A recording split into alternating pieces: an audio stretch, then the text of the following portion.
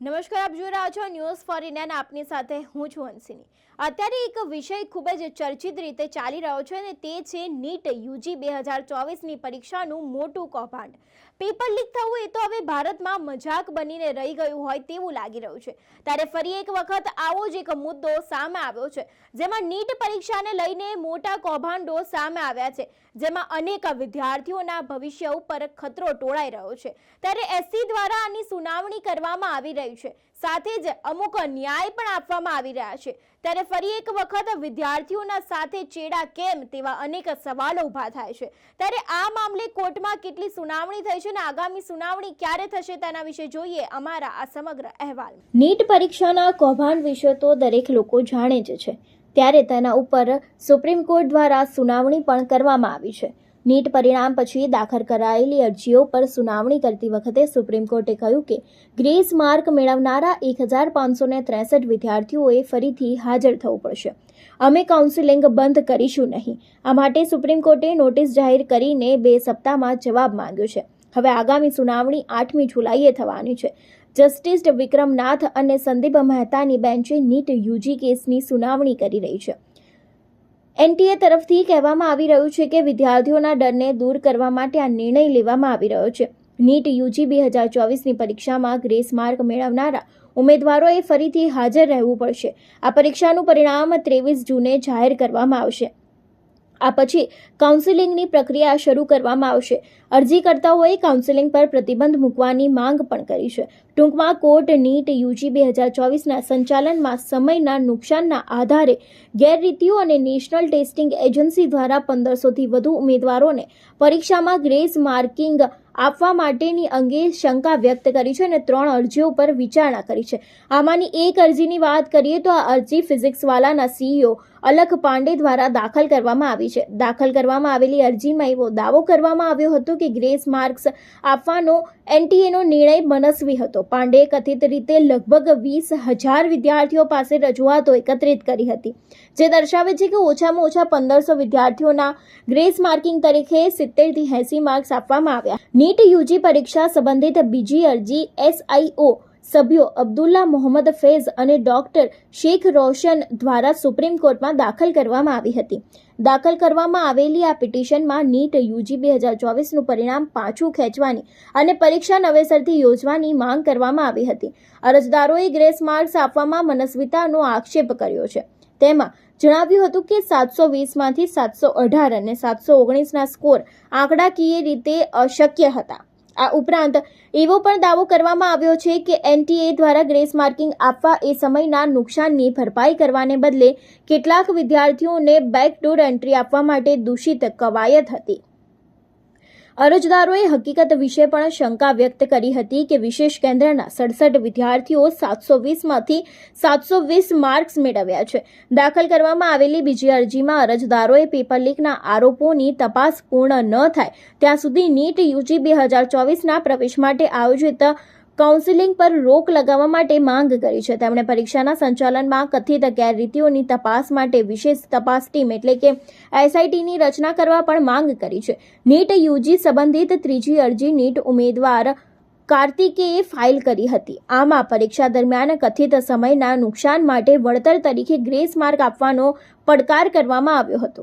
NEET પરીક્ષાને લઈને વિદ્યાર્થીઓમાં વધી રહેલા ગુસ્સા વચ્ચે આજે પણ આ મામલે સુપ્રીમ કોર્ટમાં સુનાવણી થઈ હતી. સુપ્રીમ કોર્ટે હાલમાં સીબીઆઈ તપાસની માંગ કરતી અરજી પર કોઈ આદેશ આપવાનો ઇનકાર કર્યો છે. સર્વોચ્ચ અદાલતે આ સંદર્ભમાં એનટીએને નોટિસ આપીને 2 અઠવાડિયામાં જવાબ આપવા માટે જણાવ્યું છે. હવે નીટ પરીક્ષા સંબંધિત તમામ અરજીઓની સુનાવણી 8 જુલાઈએ થશે. તે જ સમયે સુપ્રીમ કોર્ટે નીટ કાઉન્સિલિંગ પર પ્રતિબંધ મૂકવાનો પણ ઇનકાર કરી દીધો છે. જસ્ટિસ વિક્રમનાથ અને જસ્ટિસ સંદીપ મહેતાની ખંડપીઠે આ કેસની સુનાવણી દરમિયાન સીબીઆઈ તપાસ માંગ પર હજુ કોઈ આદેશ આપ્યો નથી.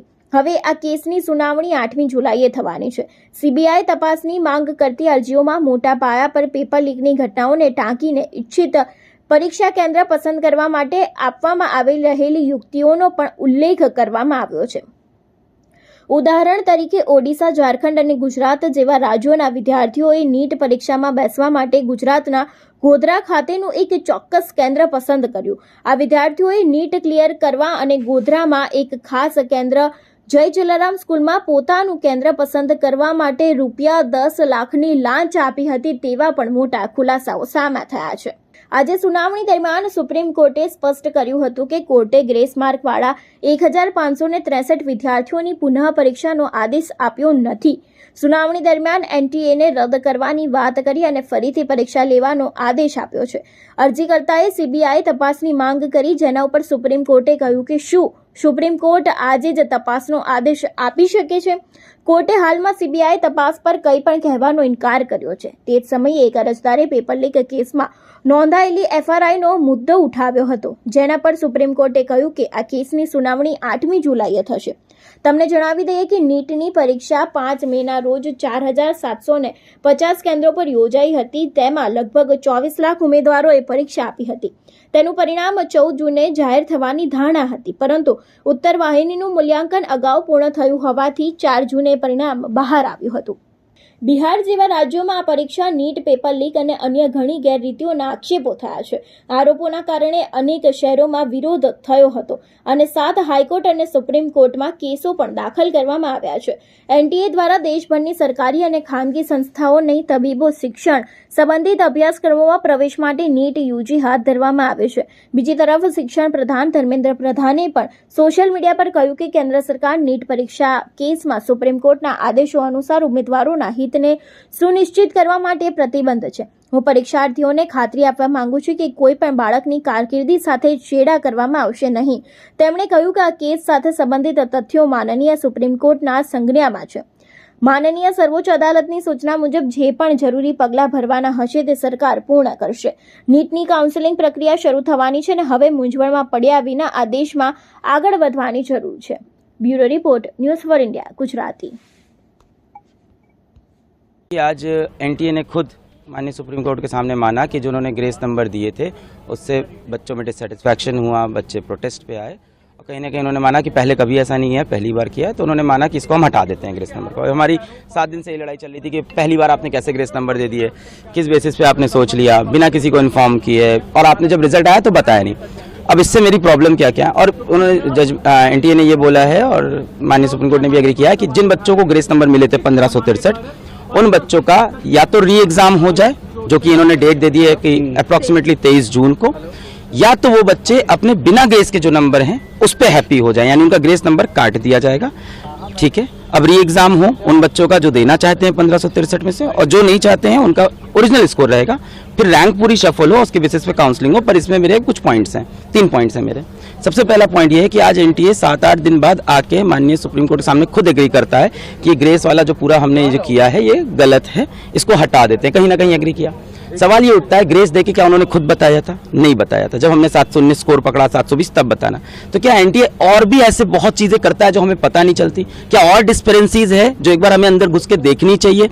ये तो पकड़ा गया 719 720 से, क्या ऐसे और भी मामले हो सकते हैं? तो कहीं ना कहीं ट्रस्ट का इश्यू है. दूसरा बात, उन्हीं बच्चों को ग्रेस मिला था और उन्हीं को री एग्जाम की अपॉर्चुनिटी मिल रही है जो माननीय हाईकोर्ट पहुंचे थे एग्जाम के बाद कि उनका समय का नुकसान हुआ है. बहुत सारा बच्चा माननीय हाईकोर्ट नहीं गया क्योंकि किसी को नहीं पता कि बाद में ग्रेस नंबर मिलते हैं, पहले कभी नहीं हुआ. और 18 साल के बच्चे को नहीं पता है कि मुझे पेपर लिखने के बाद अब हाईकोर्ट जाना होता है. तो मुझे लगता है यहाँ पे राइट टू इक्वालिटी का वायलेशन है. तीसरी बात, पेपर लीक का जो मुद्दा है वो ओपन है, उस पर सुनवाई होती रहेगी. और आज माननीय सुप्रीम कोर्ट में जजेस ने खुद बोला कि मान लेते हैं काउंसलिंग हो गई, मान लेते हैं एडमिशन भी हो गया और तब कुछ प्रूफ होता है, तो we have all the parts to revert everything. आज नीट का विद्यार्थी और विद्यार्थी परिषद संयुक्त रूप से सड़कों पर उतरा है क्योंकि विद्यार्थी परिषद की एक ही मांग है, नीट के यूजी परीक्षा की सीबीआई जांच हो. क्योंकि नीट के अंदर जो ब्यूरोक्रेट्स को बचाने के लिए सरकार ब्यूरोक्रेसी का गलत फायदा उठाकर नीट के यूजी परीक्षा का परिणाम 4 जून जब लोकतंत्र का महापर्व मनाया जा रहा था उस दिन घोषित किया. क्योंकि जब आपने आपकी साइड्स पर ढाल रखा था कि 14 जून को इसकी जो है परीक्षा परिणाम घोषित किया जाएगा, फिर 4 जून को क्यों? ये मांग कर रही है विद्यार्थी परिषद कि 4 जून को ही क्यों? क्योंकि कुछ चुनिंदा लोगों को उसका जो है फायदा पहुंचाने के लिए और ब्यूरोक्रेट्स की मिली भगत को सामने न आने देने के लिए आज सरकार भी इस विषय को छुपा रही है. इसीलिए हम सरकार से मांग कर रहे हैं कि एनटीए के ऊपर सीबीआई की जांच बैठे और नीट का यूजी परीक्षा परिणाम जो है उसके ऊपर धांधली जो हुई है उसके अंदर कार्रवाई हो और सीबीआई जांच करके उनके ऊपर सख्त से सख्त कार्रवाई की जाए, जिससे कि नीट के यूजी के जो बच्चे हैं वो जो है वो आगे बढ़ सके और परीक्षा को वो पुनः देकर और अपना जो स्थान है वो सुनिश्चित कर सके।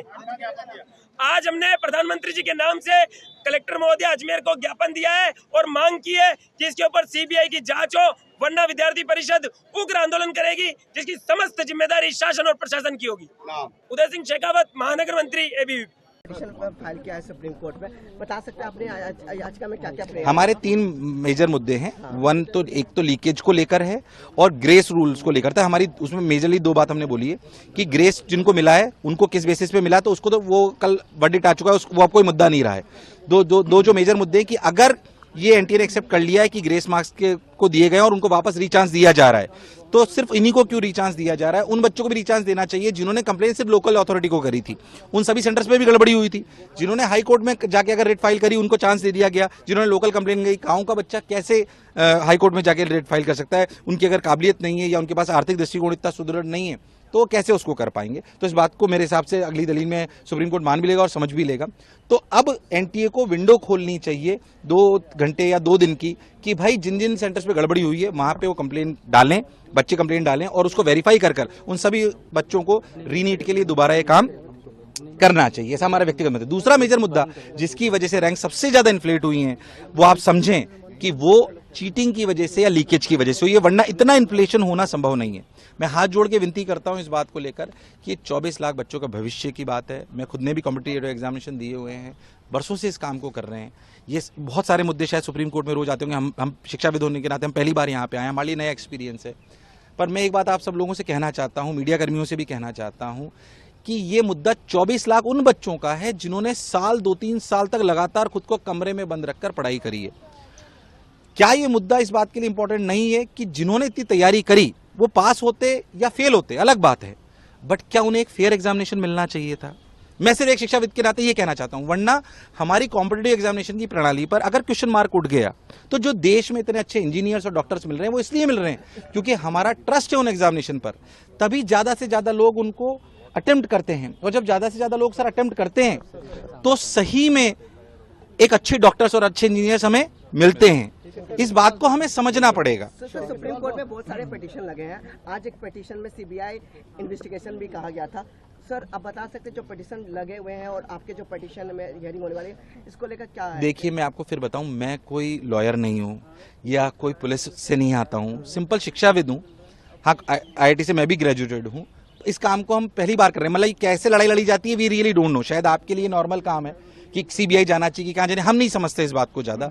अगर सीबीआई की जांच होनी चाहिए, तो अगर इतने बड़े मुद्दे में शायद सीबीआई के इन्वॉल्वमेंट होना चाहिए, ये शायद माननीय सुप्रीम कोर्ट ज्यादा समझती है या शायद जो और सोशल एक्टिविस्ट होंगे वो शायद इस बात को ज्यादा समझते होंगे। मैं शायद उसके लिए सही व्यक्ति नहीं हूं, पर मैं आपको दर्द बयां कर सकता हूं जो रियलिटी में 24 लाख बच्चों की आंखों में है कि उन्हें एक फेयर एग्जामिनेशन की डील मिलनी चाहिए थी।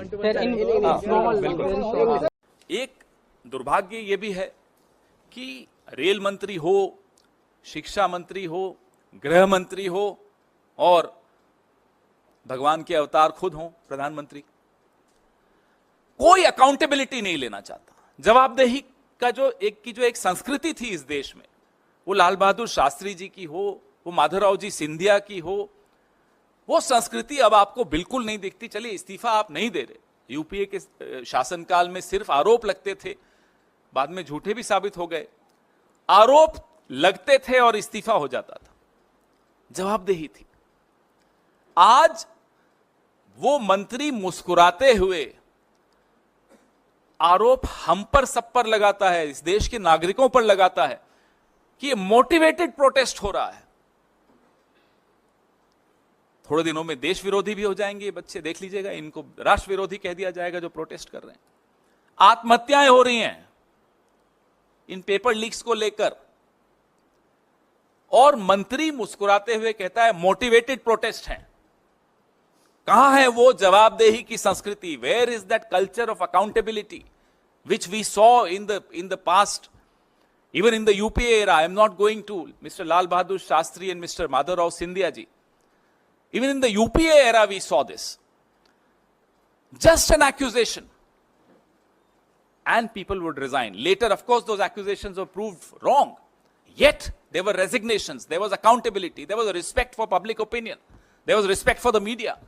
अब वो कहां है सम्मान मीडिया का, वो सम्मान कहां है उन लोगों का जो सवाल पूछ। आपको स्पष्ट करूं, देयर इज नो करप्शन। ये जो एक वातावरण बनाई जा रही है कि बहुत बड़ा एनामुलिज हुई है नीट के संबंध में। पिछले दिनों में नीट में आपकी जानकारी के लिए बताऊं 24 लाख स्टूडेंट्स अपीयर करते हैं। अभी जो मसला जो सुप्रीम कोर्ट के सामने आज भी चल रहा है, सरकार ने अपना पक्ष रखा है उसमें, ये लगभग 1550 स्टूडेंट की है और एक ग्रेटर क्वेश्चंस कुछ उठाए गए हैं।